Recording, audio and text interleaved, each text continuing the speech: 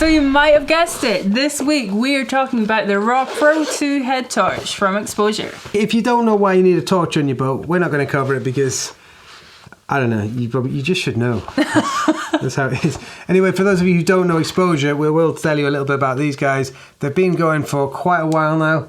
I've owned an Exposure torch from mountain biking going back like at least 10 years, and I still have the original one I bought, yeah? That torch has some stories. Yeah, so despite all my crashes and broken bones and all the rest of it, the torch is still going strong. Yeah, these torches are invincible. Yeah, so really well built things. I think with all our evolution of torches, now all Exposure make themselves is torches, and it's all made in-house in the UK. And I'll say that this thing is no different to the rest of their range. It is an absolute gem, and this thing is a little powerhouse.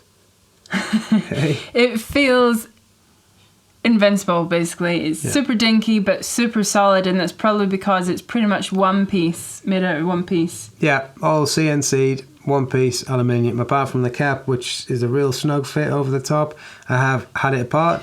Had it apart. The ceiling is just fantastic. You know, it's just so well put together, as you'd expect from this company, really. So you mentioned ceiling, that's because it's 100% waterproof. Yeah, as you'd expect from any sailing torch. Now this torch was built entirely for sailors, and I think that's something that really does matter. And there's a lot more to building a torch for sailing than I think many folks realise, especially torch manufacturers, let's say. So the beam pattern is perfect in that its width is probably about, I don't know, take a guess at 12 feet over a couple of metres, 3 metres maybe. And that's the width of the average boat. So you need to see, your peripheral vision needs to work. Yet if you go too wide, you lose the brightness or you start wasting power. So RAW stands for red and white, which is obviously perfect for sailors. So simple, press it for red, press and hold it for white. Yeah. And within each colour you have 3 power modes. 3 power modes, and the burn times are actually laser etched in on the back.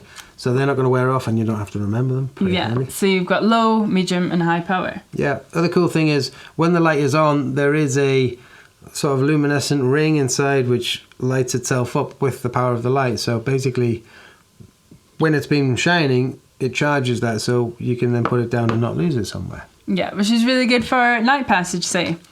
Headband, really good, just really flexible, really nice and easy to adjust with a Velcro closure rather than a faffy buckle. Solid plastic, super simple mount. You clip it in, clip it out. When it's in, you can just rotate it for the angle of view. Silicone band, so it's not slipping around. Yeah, you don't want a droopy headband. It's just really smooth and simple, so there's no pressure points, which is just great as well if you've got it on all night, say. Absolutely. Now, other thing that we do need to chat about here is charging these things. On a boat, we don't want loads of great big blocks and things, and it's just a USB.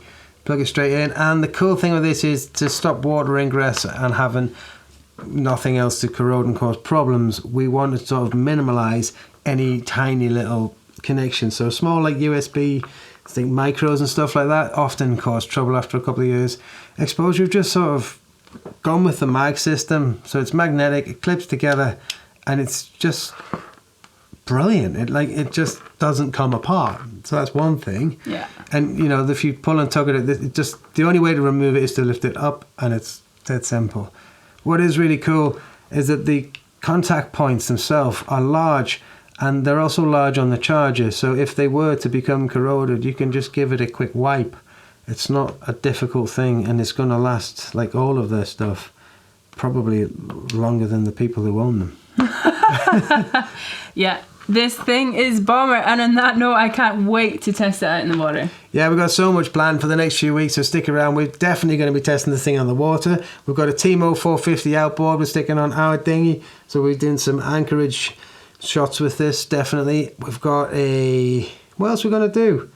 I reckon I'm going to go and do an engine service in the dark. Of course. Because one of the cool things is, I loved about it, it's so bright that you could definitely use this for setting your sails and using on the boat, and not everything that you would expect a torch to do. Maybe not going into black anchorages that you've never been in your life, I say, but for anything other than navigational purposes, this thing is absolutely spot on. But what I love about it is the low setting.